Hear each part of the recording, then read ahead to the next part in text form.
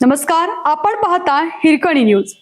Hirkani news प्रत्येक क्षण ताज्या घडामोडी आणि महत्त्वाच्या प्रत्येक बातमीसाठी नेहमी तत्पर.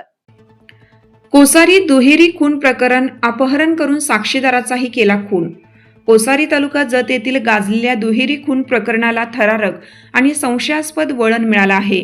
या खून प्रकरणातील महत्त्वाचे साक्षीदार दादासाहेब नामदेव यमगर वय 50 यांचा मृतदेह बुधवारी मधभावी जिल्हा बेळगाव तालुका अतनी कर्नाटक गावच्या परिसरात झाडाला लटकलेल्या अवस्थेत आढळून आला.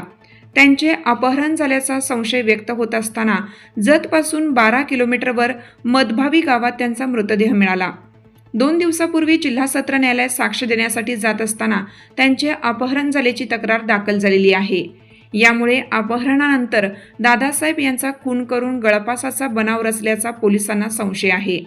जत तालुक्यातील कोसारी येथे 11 मार्च 2023 रोजी समाईक विहिरीच्या पाण्याच्या पाळीच्या वादातून विलास नामदेव यमगर वय 44 आणि प्रशांत दादासाहेब यमगर वय 24 या चुलते पुतण्यांची तलवार, चाकू आणि कोयत्याने सपासप वार करून निर्घुण हत्या करण्यात आली.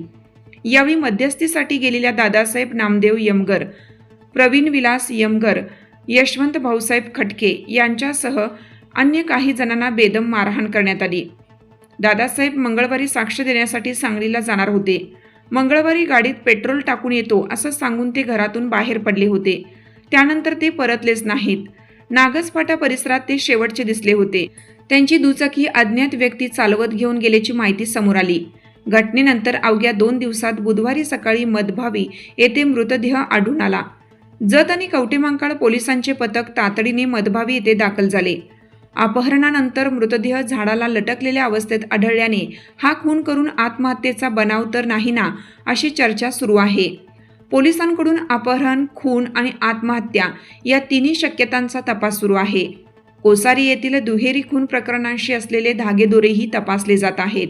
पोलीस निरीक्षक प्रवीणकुमार कांबळे आणि सहकारी संशयितांच्या हालचालींवर बारकाईने लक्ष ठेवत शोध मोहीम राबवत होते.